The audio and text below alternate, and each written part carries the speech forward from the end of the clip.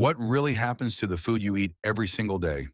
From the first bite to the final waste, your body goes through an incredible journey.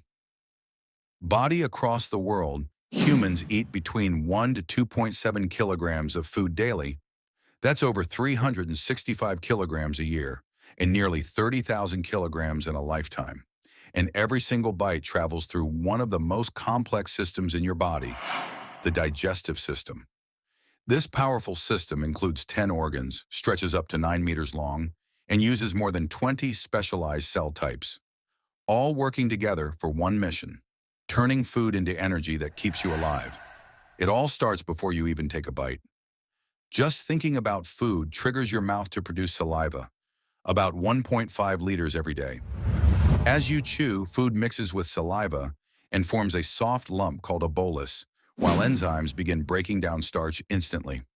Next, the bolus travels down a 25-centimeter tube, the esophagus, using wave-like muscle movements called peristalsis to reach your stomach.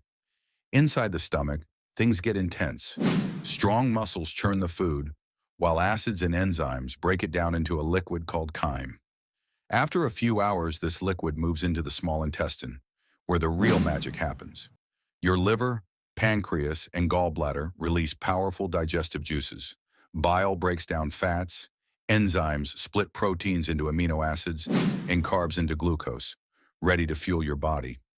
The small intestine is lined with millions of tiny structures called villi, which absorb nutrients directly into your bloodstream.